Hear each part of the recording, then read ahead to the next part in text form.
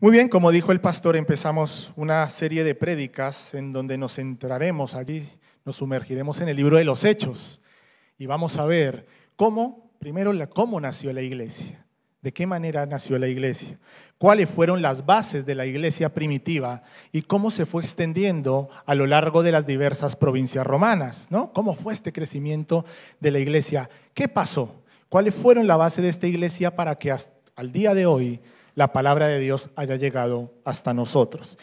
Y evidentemente vamos a ver, como nuestro nombre lo dice, ¿no? La alianza cristiana y misionera, ¿no? De qué manera la iglesia y su vocación misionera es importante, no en la iglesia primitiva, lo ha sido a lo largo de la historia, sino cómo lo es hoy en día también. ¿Qué retos nos da la palabra de Dios a nosotros como iglesia pensando en las misiones? Por tanto, te invito a buscar en tu Biblia, vamos a empezar, no puede ser de otra manera, en Hechos capítulo 2 y vamos a leer los 12 primeros versículos. Hechos capítulo 2 del 1 al 12.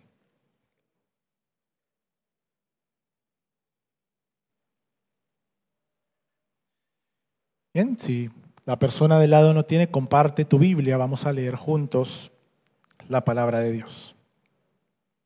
¿Lo tenemos? Muy bien, dice así la palabra de Dios.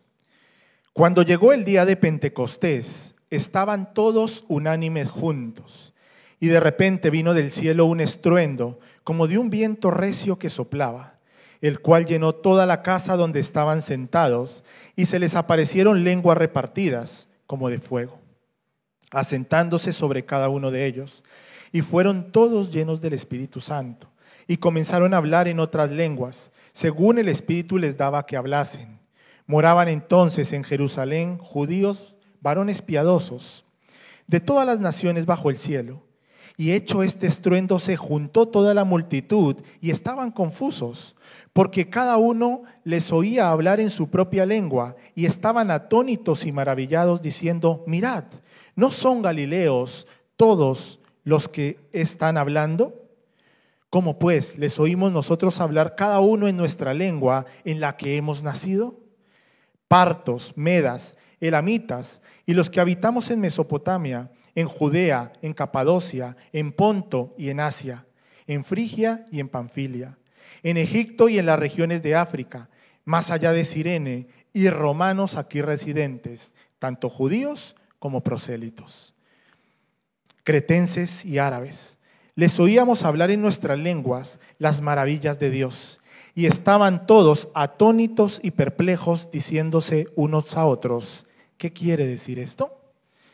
Te invito a tomar un momento y vamos a orar y a entregar este tiempo a nuestro buen Dios. Amado Padre, gracias por tu palabra, Señor. Acudimos en este momento a ti, Señor, para entregarte este tiempo. Es tu tiempo, Señor. Que tu Espíritu Santo sea moviéndote en este lugar. Que tu Espíritu Santo sea moviéndose en cada una de nuestras vidas. Una vez más, Señor, te pido que mis palabras sean tus palabras. Que tu mensaje sea transmitido por medio de este siervo mediante tu Espíritu Santo, Señor. Señor, es tu tiempo. Tómalo, háblanos. Quita toda perturbación, toda preocupación que haya en nuestra mente. Señor, y abre nuestros oídos, nuestros ojos, nuestro corazón, nuestra mente, para escuchar tu palabra, tu verdad y lo que nos quieres decir en el día de hoy, no solo para la iglesia, sino también para nuestra vida. En el nombre de Cristo Jesús, amén y amén. Muy bien, ¿qué es lo primero que se te viene a la cabeza cuando escuchas la palabra Pentecostés? Seguramente, me atrevo a responder por la mayoría, lo primero que se te viene es la venida del Espíritu Santo, ¿no? ¿No es así? ¿Para cuántos ha sido así? ¿No? Unos cuantos, ¿no? Pentecostés lo relacionamos directamente con aquel evento en donde el Espíritu Santo desciende, el poder de Dios desciende sobre los apóstoles que estaban reunidos. Sin embargo, realmente Pentecostés no es eso. Pentecostés era una fiesta judía, ¿no?, que se celebraba 50 días después de la Pascua. ¿Por qué digo esto? Para entender un poco el contexto de lo que está sucediendo, cuál es el momento que está viviendo Jerusalén, cuál es el momento que están viviendo los discípulos cuando viene esta palabra, cuando este suceso ocurre en sus vidas. Mira, recuerden que Jesucristo fue crucificado durante, ¿no?, la celebración de la Pascua.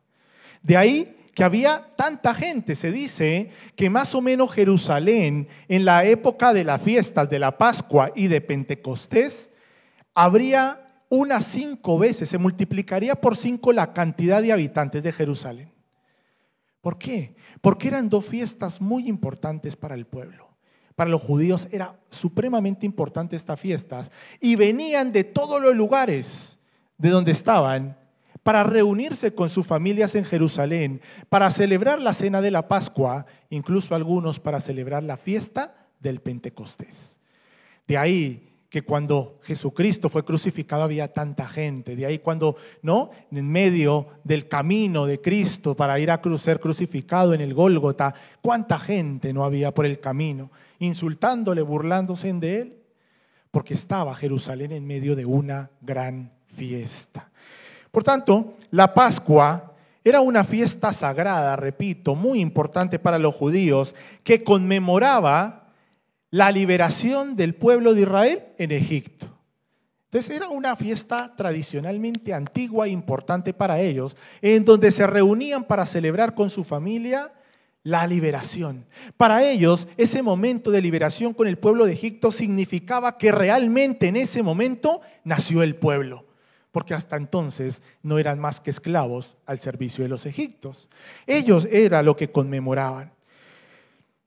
Por tanto, repito que todo judío, estuviera donde estuviera, hacía lo posible por ir a Jerusalén para encontrarse con los suyos y celebrar la fiesta. Esto explica también, quizá, cuando leemos nuestro pasaje, ¿no?, vemos y podemos enumerar aquí una gran cantidad de nacionalidades. Busca ahí en tu Biblia una vez más y mira el versículo 9.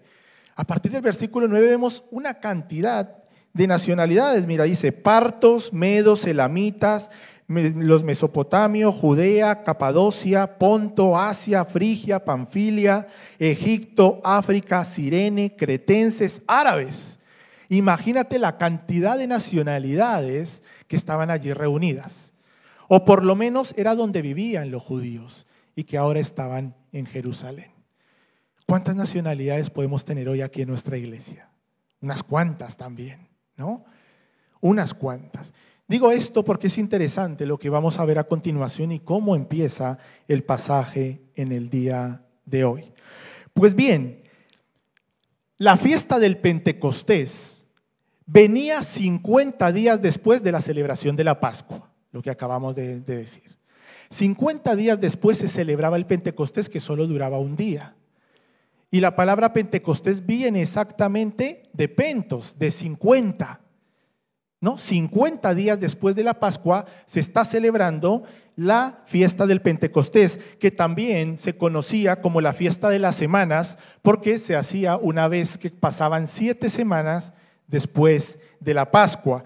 Y era una fiesta en donde también se le nombraba la fiesta de la cosecha o la fiesta de las primicias, porque aquí lo que el pueblo, si en la Pascua celebraban que el pueblo había sido liberado, en Pentecostés celebraban que Dios les había dado la ley en el monte Sinaí a través de Moisés. ¿No? La importancia de los judíos del Antiguo Testamento.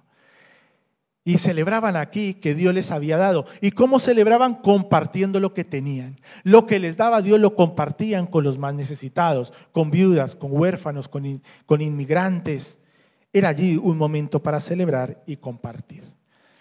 En el caso del pasaje que vamos a leer y del suceso que sucedió aquí en el libro de los Hechos, también cabe resaltar que habían pasado 10 días desde que Jesús había ascendido a los cielos, desde que Jesús se había despedido definitivamente de sus amados discípulos y había ascendido a estar junto a su Padre. En Hechos capítulo 1 habla un poco de esto, de estos últimos días de Jesús con sus discípulos. Y Jesús aquí Lucas, el escritor de Hechos, narra lo siguiente en el versículo 4. Dice, y estando juntos, les mandó que no se fueran de Jerusalén. Jesucristo le pide a los discípulos que no se vayan de Jerusalén, sino que esperen la promesa del Padre, la cual les dijo, oísteis de mí. Porque Juan ciertamente bautizó con agua, mas vosotros seréis bautizados con el Espíritu Santo dentro de no muchos días. Estos son palabras de Jesús, o las órdenes que les dio Jesús a sus discípulos justo antes de descender, o 10 días antes del suceso que acabamos de leer allí en la fiesta del Pentecostés. Así que los discípulos, una vez que reciben esto, ven ascender a Jesús a los cielos y se van, se juntan, se reúnen y lo primero que hacen es buscar un sucesor para Judas Iscariote. ¿No? Si tú lees Hechos allí capítulo 1 al final, deciden, ¿no?, en oración que el sucesor sería Matías. Este es el contexto que está habiendo en Jerusalén, una Jerusalén en fiestas, unos discípulos que imagínate también, ponte a pensar la situación de los discípulos. Eran unas fiestas inusuales para ellos, porque habían visto crucificado a su maestro en medio de la Pascua. Ahora, hacía unos pocos días, habían visto a su maestro resucitar, estar con ellos, hablar con ellos. Y hacía tan solo 10 días que le habían escuchado decir, quédense aquí en Jerusalén, no se vayan a ningún lado, y ven cómo también asciende a los cielos. ¿Sí? ¿Estamos? Más o menos entendemos el contexto que hay en Jerusalén, el contexto de los discípulos cuando viene aquí el pasaje de Hechos en capítulo 2. Vuelve a tu Biblia, Hechos capítulo 2, donde empezamos hoy, el primer versículo. Dice, cuando llegó el día del Pentecostés, cuando llegó el día de la fiesta, esta fiesta sagrada para los judíos, ¿qué sucedió? ¿Quién me puede decir? Versículo 1.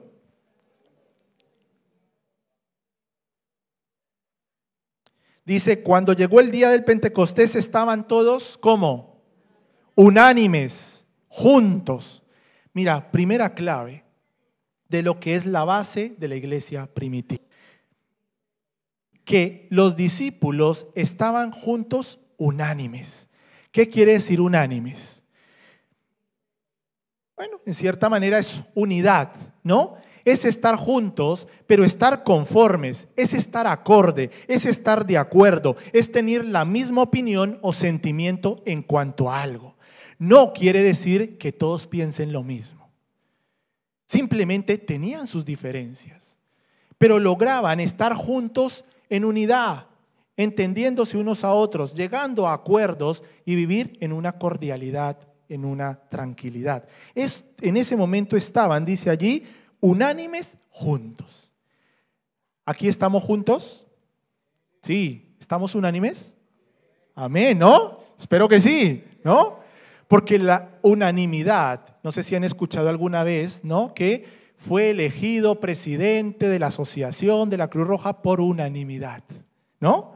Porque todos están de acuerdo, ¿no? Aquí evidentemente nos une un vínculo precioso que es el amor por nuestro Señor, ¿no es así? Y ese es nuestro gran vínculo y unión. Pero unanimidad también es estar bien con nuestros hermanos, porque podemos estar juntos pero no unánimes. ¿Escuchas esto?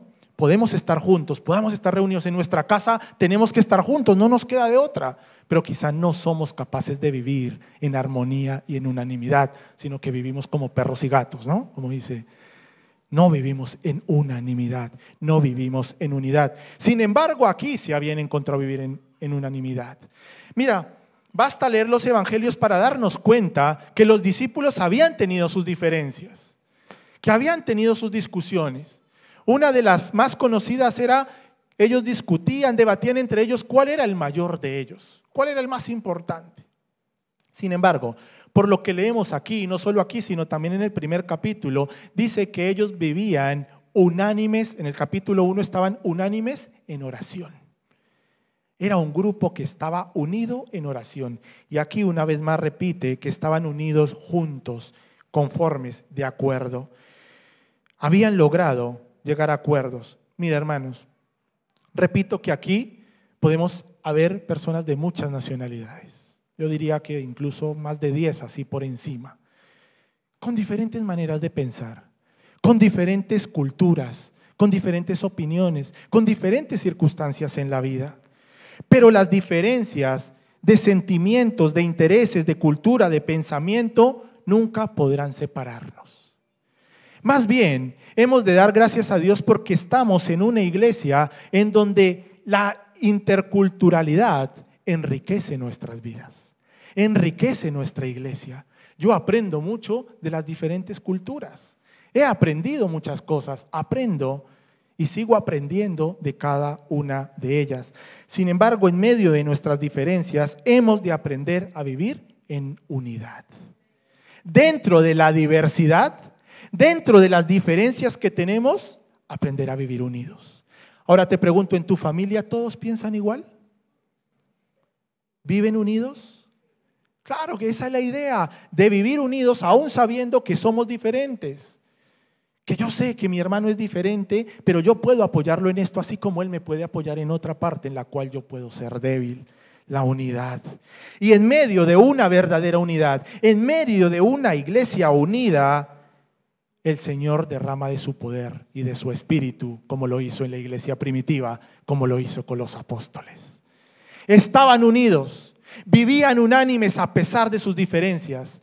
Y en ese vínculo y en ese ambiente es que el Señor derrama el Espíritu Santo sobre ellos. Porque sabes una cosa, el Espíritu Santo quiebra las murallas que nos separan unos de otros. El Espíritu Santo derriba murallas. El Espíritu Santo une. Nos hace como uno solo, siendo diferentes. Y evidentemente la iglesia es un cuerpo cuya cabeza es Cristo.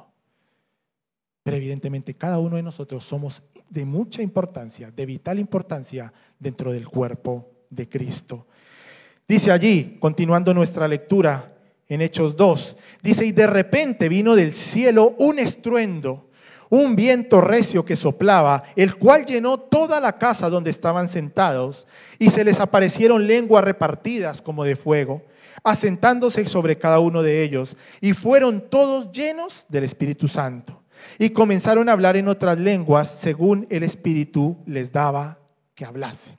El gran evento, el evento central aquí de nuestro pasaje, el momento en cuando Dios derrama su poder, su Espíritu Santo sobre ellos, en medio de un gran estruendo, en medio de un gran viento. Mira, leí en una traducción, en una Biblia, que decía que este es el evento del aliento de Dios. Me gustó mucho. El aliento de Dios, el poder de Dios allí derramado sobre la vida de estos discípulos. Es el aliento de Dios derramado en nuestras vidas, el Espíritu Santo reposando, viviendo dentro nuestro.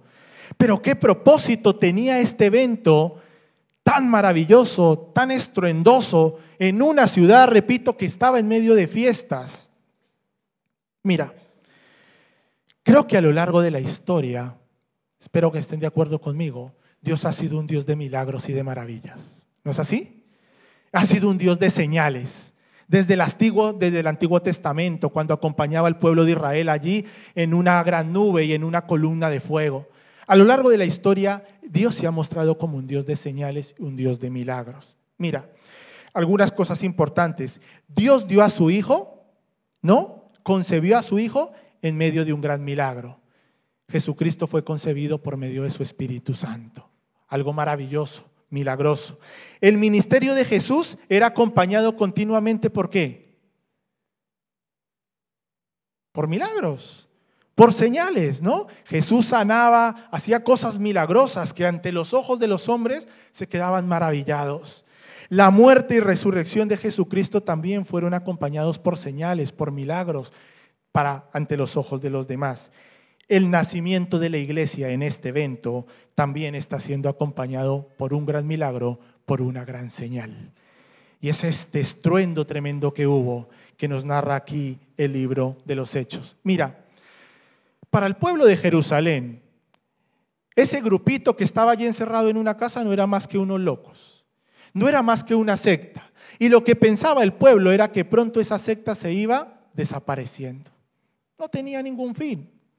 iban a desaparecer, se iban a cansar de estar predicando algo que no les hacían caso.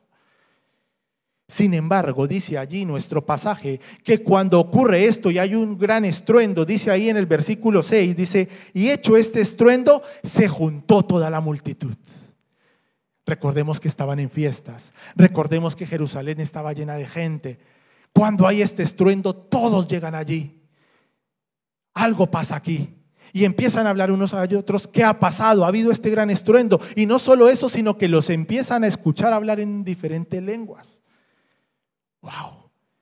Algunos dicen completamente sí, están borrachos y locos. Pero otros empiezan a decir, esto no puede ser más que obra de Dios. Y empiezan a maravillarse y a quedarse asombrados por lo que estaba ocurriendo. Mira, pueda que nunca sepamos explicar el evento que sucedió exactamente. Lo que sí estoy completamente seguro es que lo que sucedió ese día es uno de los días más grandes e importantes para los cristianos, porque es el día del nacimiento de la iglesia cristiana.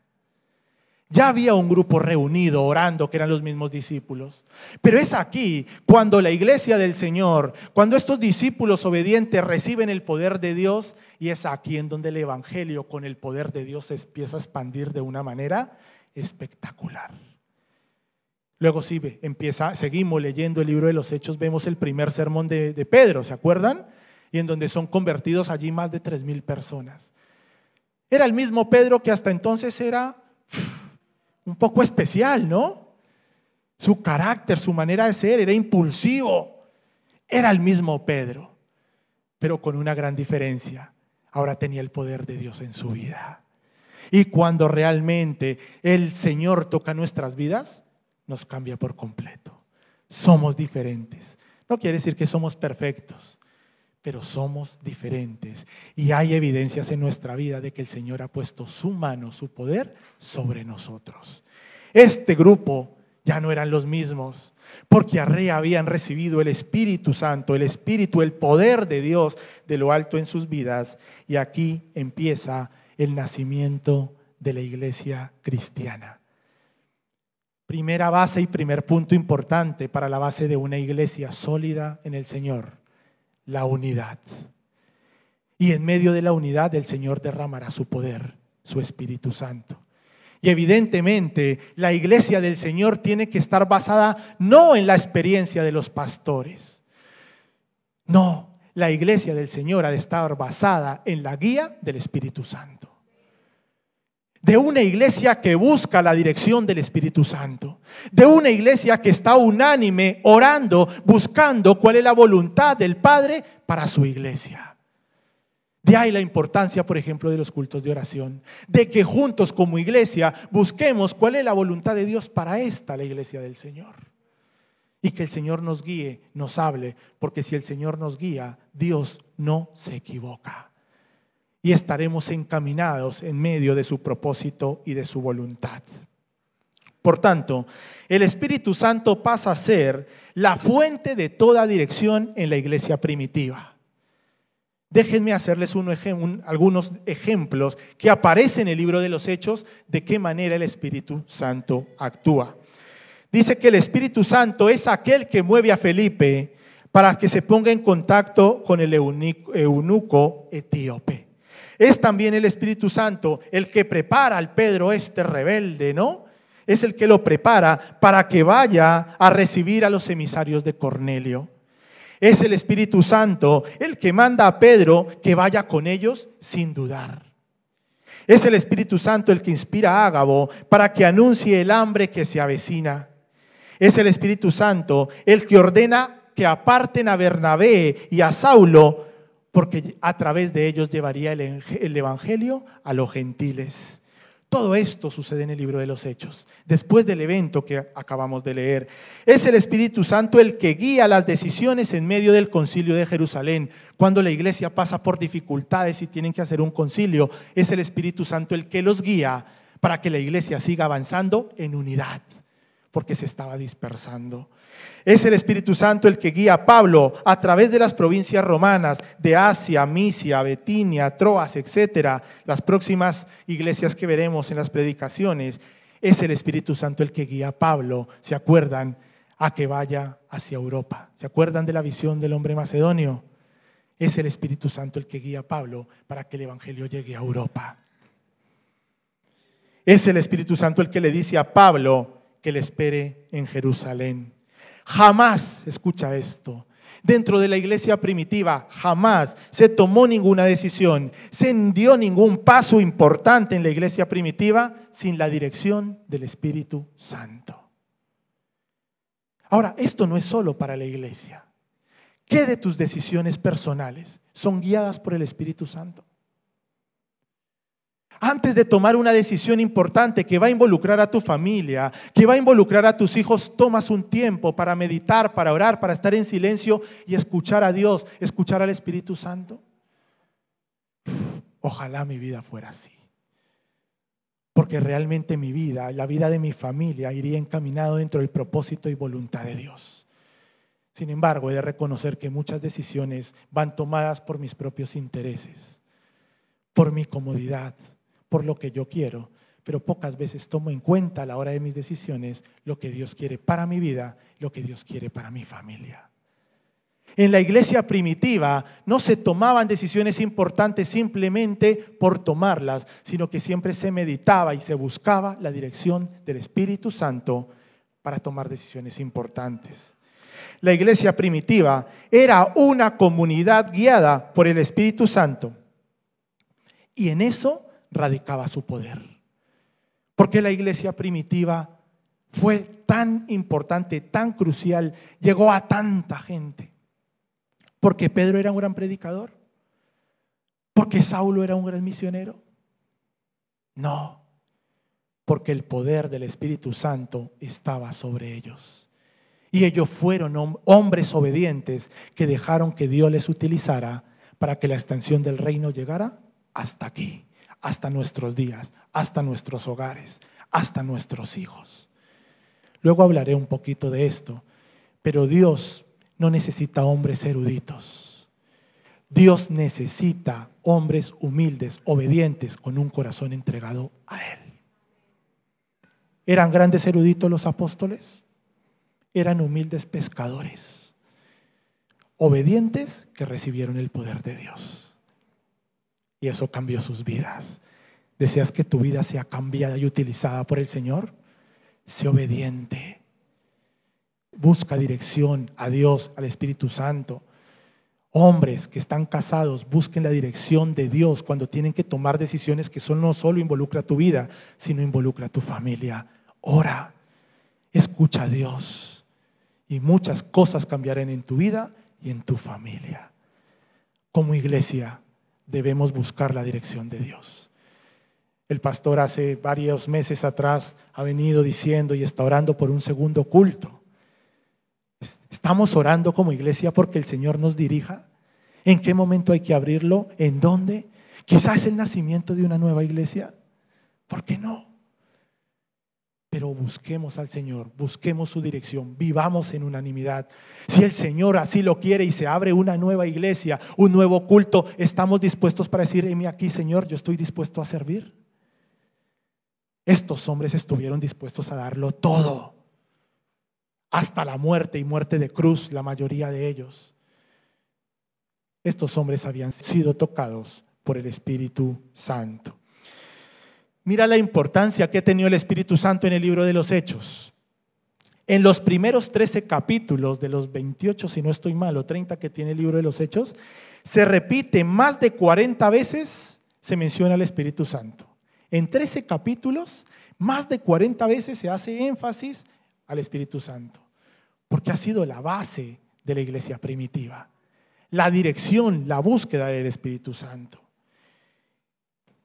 Y aquí voy al tercer punto. ¿Se acuerdan el primero? La primera base de la iglesia primitiva, ¿cuál era? Una iglesia que vive en unidad, en medio de diversidad, pero unánimes, unidos. Segundo punto, y el crucial, ¿cuál es? El Espíritu Santo. No lo podemos dudar. El Espíritu Santo como guía, como base fundamental en la vida de la iglesia. Es la que da la dirección. Y tercer punto, y hemos de enfatizar aquí también, todos los líderes de la iglesia primitiva eran hombres llenos del Espíritu Santo. Los discípulos, evidentemente, en este acontecimiento que acabamos de leer aquí en Hechos, pero si continuamos leyendo Bernabé, Pablo, ¿no? Todas aquellas personas que a lo largo se fueron involucrando en la expansión del reino, eran hombres llenos del Espíritu Santo. Y así lo dice la palabra de Dios, así lo dice en Hechos. Déjame para confirmar esto algunos ejemplos. Mira, en Hechos capítulo 1 versículo 8 está la promesa del Espíritu Santo. El Espíritu era la fuente de valor y de poder de día en día. Los discípulos habían de recibir el poder cuando viniera el Espíritu Santo. Era la promesa de Jesús que recibieron en el día de la festividad del Pentecostés. A partir de aquí, Hechos capítulo 6, habían problemas dentro de la comunidad. La comunidad cristiana estaba creciendo mucho. Recuerden que solo en el sermón de Pedro se convirtieron 3,000. Imagínate, ¿no? Qué bendición, pero también qué responsabilidad y qué caos. Entonces empezaron a haber quejas, que no estaban siendo cuidadas las viudas, no los huérfanos, etc. Entonces oran allí, los discípulos dicen, debemos orar y buscar a hombres que se ocupen de esto. Dicen los discípulos, nosotros no podemos dejar de predicar el evangelio por cuidar a ellos, pero tenemos que poner hombres, no mujeres allí para que atiendan las necesidades del pueblo. Y dice allí que escogieron a 7 hombres llenos del Espíritu Santo. La importancia una vez más del Espíritu en medio del pueblo. Esteban y Bernabé eran hombres llenos del Espíritu Santo, lo dice allí el capítulo 7. Pablo le dice a los ancianos en Éfeso, ya una vez que hay una iglesia, mira aquí ya hay una iglesia, la iglesia de Éfeso, les dice que había sido el Espíritu Santo el que los había puesto como supervisores de la iglesia de Dios. Por tanto, ya había una iglesia, la iglesia de Éfeso. Y Pablo dice que es el Espíritu Santo el que puso a esas personas para que estuvieran encargadas allí de esa sede, de esa iglesia. Todos los miembros de la iglesia primitiva vivían en el Espíritu, que era la nueva atmósfera que respiraban. Era la manera en la que vivían. El poder y la elocuencia de Pedro ante el Sanedrín eran el resultado de la obra del Espíritu Santo. Una vez más Pedro, ¿no? Este Pedro, a través del Espíritu Santo, cómo Dios lo usó, incluso para enfrentarse al Sanedrín, para llevar el evangelio, para buscar cuál era la voluntad de Dios a la iglesia que estaba creciendo de una manera impresionante. La victoria de Pablo sobre Elimas en Chipre es obra del Espíritu Santo. Es obra de un hombre como Pablo lleno del Espíritu Santo. El valor de los cristianos de la época para enfrentarse con situaciones peligrosas, el poder para resolver adecuadamente sus problemas, la elocuencia que les daba, el gozo que le daba a los cristianos en medio de una iglesia que era perseguida, solo evidentemente puede venir del Espíritu Santo reposando sobre ellos. Porque no fue fácil para los discípulos y para la iglesia primitiva que el evangelio se expandiera, porque había persecución.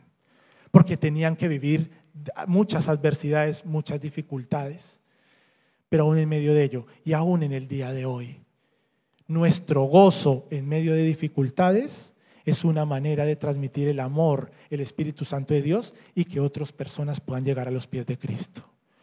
Mira, yo llegué a los pies de Cristo, evidentemente porque el Señor me tocó, pero no llegué porque nadie me hablara. Yo llegué a los pies de Cristo porque una persona llena del Espíritu Santo y yo conocedor de una situación terrible en su vida, vivía con un gozo impresionante. Que yo decía, o esta está loca o algo le pasa. Porque era tal la situación que estaba viviendo, era tal los problemas que tenía en su hogar y en su vida, que no tenía ningún motivo para estar gozosa y llegar a la iglesia cantando, feliz, a abrazarte. Pero era una mujer llena del Espíritu de Dios. Y yo decía, yo quiero ser como ella. ¿Qué tiene ella?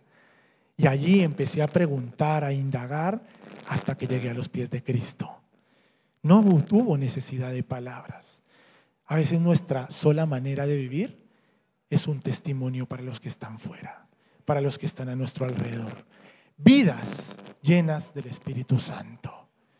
Vidas obedientes a Cristo, que buscan su voluntad y su propósito en cada momento y en cada lugar. En Hechos 5:32 dice: y nosotros somos testigos suyos de estas cosas. Y también, escucha esto, y también el Espíritu Santo, el cual ha dado Dios a todos los que le obedecen. El Espíritu Santo ha sido dado para todos aquellos que le buscan, que le obedecen. Te pregunto, ¿el Espíritu Santo reposa en tu vida? ¿Tienes dudas? No deberías tener dudas. Eres más, si le obedeces, el Espíritu Santo vive en ti. Eres un instrumento de poder, no por tu conocimiento, no por tu experiencia, sino porque el poder de Dios reposa en tu vida. El que hace sinceramente esto, el que busca sinceramente la voluntad de Dios, el que busca continuamente a Dios en oración, experimentará la dirección y el poder del Espíritu Santo cada día más. ¿Estás en un momento de tomar decisiones importantes en tu vida? Busca a Dios. Clama a Dios, búscale en oración, pídele que su Espíritu te guíe, te hable. No sé cuántas veces te ha pasado, ¿no? Que haces algo que es indebido o estás mintiendo y hay algo ahí que te machaca, ¿no? Una vocecita que te dice: eso no está bien. Es el Espíritu Santo en tu vida diciéndote: no, eso no es lo correcto. El Espíritu Santo está en tu vida para guiarte, para direccionarte, para darte poder en el nombre de Cristo, para emprender nuevos planes, para emprender nuevos rumbos en tu vida, siempre de acuerdo a su voluntad, siempre de acuerdo a su propósito. Ayer tenía un tiempo de conversación con algunos jóvenes, bien interesante. Y en donde decíamos que en realidad nosotros como cristianos somos expertos en llegar a Dios con un folio, ¿no? Con un plano de lo que queremos en nuestra vida. Mira, Señor, este es el diseño, esto es lo que yo quiero para mi vida. Vengo a ti para que lo firmes, lo autorices y se haga realidad. Sin embargo, nuestra tarea como cristianos no es esa. Más bien debería ser sí acudir en Dios, pero con un folio en blanco. Y decirle: Señor, quiero que palmes aquí el diseño que tienes para mi vida. ¡Wow! Qué diferente sería, no lo sé. El Señor conoce los anhelos de tu corazón. Pero evidentemente lo que nosotros debemos buscar es el plan de Dios, el plano que tiene Dios para nuestra vida. En oración, dejándonos guiar a través de su Espíritu Santo. Mira, el evento que sucedió aquí en la fiesta de Pentecostés, el estruendo tremendo que hizo que la mayoría de gente que estaban en Jerusalén acudieran a aquella casa, hizo que el poder del Espíritu hiciera que estos hombres sencillos, estos pescadores humildes, obtuvieran un poder tan grande que el Evangelio se empezó a expandir de una manera impresionante. Y la serie de prédicas viene justamente por ahí. Vamos a ver cada una de las iglesias que se empezaron a fundar a raíz del evento de hoy. Este es el nacimiento de la iglesia primitiva. Cuando el Señor derrama su poder sobre estos discípulos, y estos discípulos obedientes y llenos del poder de Dios empiezan a expandir el evangelio por todas las regiones romanas. Este acontecimiento marcaría el nacimiento de la iglesia cristiana y la propagación de la fe de Cristo. Voy terminando. Al inicio dije que llevaremos una serie de prédicas en donde hablaremos la naturaleza de la iglesia y evidentemente la importancia de las misiones. Pero también es importante saber y entender cuál fue la base de la iglesia primitiva. Evidentemente ya hemos dicho una y es primordial, que es la del Espíritu Santo como guía de la iglesia. Otra, Dios se manifestó en medio de la unanimidad. Nosotros, como iglesia de Fuenlabrada, tenemos la gran bendición de poner en práctica esto. Mira, si esta iglesia fuera una iglesia sola de colombianos, pues quizá, ¿no? La manera pues sería diferente. O si fuera de solo peruanos o solo españoles. Pero la diversidad hace que nuestra iglesia sea especial. que nos enriquezcamos unos a otros. ¿No es así o solo me pasa a mí? Es una iglesia rica. Evidentemente, si no, nunca comería los ricos manjares de Honduras, de Perú, ¿no? De España, ¿no? De los diferentes países, la fiesta aquí del 12 de octubre, la hispanidad, qué rico, ¿no? Qué diversidad y qué es parte de la bendición de Dios. Esto también hace que seamos muy diferentes. Y esto hace también que pongamos en práctica el vivir en unidad. Antes cantábamos y Lucho nos hablaba de la importancia de amarnos unos a otros. Hemos de aprender a amarnos unos a otros a pesar de las diferencias que tengamos, a pesar de los diferentes que somos. Pero hemos de aprender, como iglesia de Fuenlabrada estoy hablando, a vivir en unidad. ¿Habrán roces con mis hermanos? Pues sí, van a haber. Pero el vínculo del amor nos llevará a solventarlos de una manera correcta y pronto. Somos diferentes, pero debemos aprender a vivir en unidad desde el vínculo del amor que nos une en Cristo. Segundo, evidentemente, el poder de Dios a través del Espíritu Santo fue la base para la que la iglesia primitiva se expandiera de tal manera. Y la última, y creo no por ello menos importante, es más, yo la considero muy importante en la expansión del reino. Dios se sirve de hombres obedientes, de hombres humildes, de hombres que están dispuestos a decir, heme aquí, de hombres y mujeres que están dispuestos a salir de su círculo de comodidad y ponerse el mono de trabajo para que la extensión del reino siga adelante. ¿Qué hubiera sido de este evento si los discípulos no están dispuestos a decir, Señor, heme aquí, estoy dispuesto a servirte, estoy dispuesto a ir a donde tú quieras que vaya, para que tu palabra, para que tu reino, para que tu amor llegue a todos los rincones del planeta? La base de la iglesia y la expansión de la iglesia depende también de hombres y mujeres que estén dispuestos a decir, heme aquí. ¿Estás dispuesto? ¿Estás dispuesto a salir de tu círculo de comodidad? ¿Estás dispuesto a decir, sí, Señor, yo quiero ponerme el mono de trabajo? Yo quiero ser un hombre humilde y obediente, lleno de tu amor, para que tú me uses y tu reino siga creciendo. Esos son misiones. Es dejar nuestra comodidad. Es ir ante Dios con nuestra hoja en blanco y decirle, Señor, ¿cuáles son los planes que tú tienes para mi vida? Los acepto porque sé que es lo mejor para mí. El Espíritu Santo es aquel que nos da coraje, dirección y es el que nos instruye a tomar decisiones en el momento correcto. Por tanto, como Iglesia Vida y Familia, como Iglesia de Fuenlabrada, nuestros cimientos deben ser ir en busca siempre de seguir creciendo en unidad. Nuestra base de crecimiento debe ser siempre una iglesia que ore, buscando que el Espíritu Santo nos guíe. Y evidentemente, como acabo de decir, si anhelamos en nuestro corazón que la iglesia de Fuenlabrada siga creciendo, es necesario que desde lo más profundo de tu corazón salga un, heme aquí, Señor, envíame a mí. Esas fueron las bases de la iglesia primitiva y evidentemente también son la base para que esta iglesia de Fuenlabrada siga expandiendo en el evangelio por otros territorios. De este evento, la iglesia creció, llegó a muchas zonas del gran imperio romano y de hombres obedientes a través de este evento, tú y yo conocemos el evangelio. Qué precioso, qué maravilloso poder entender que de este evento también nosotros somos beneficiados.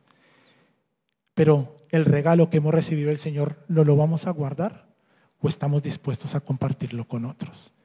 Que el Señor nos ayude.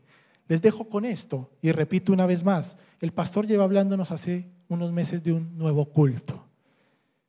Qué bendición, es una manera de expandir también el reino. ¿Estamos orando por ello? Ya no hablo como iglesia, sino como miembros del cuerpo de Cristo. ¿Estamos orando para que el Señor nos guíe? Si no es así, yo te animo a que estés orando por eso. Una, para que el Espíritu Santo nos guíe. ¿En qué momento? ¿De qué manera? ¿En qué lugar? Pregúntale, Señor, quizá es este el nacimiento de una nueva iglesia. Y es más, pregúntate, Señor, ¿estoy dispuesto a salir de mi círculo de comodidad y decir, heme aquí? ¿Cuántos motivos de oración? ¿Cuánto no necesitamos de la dirección del Espíritu Santo? Hablando de la iglesia, pero también de nuestras vidas. Que el Señor nos ayude. Amén. Vamos a tomar un tiempo, vamos a orar y a pedirle al Espíritu Santo que nos hable, que siga allí hablándole a tu vida en particular, que nos hable como iglesia.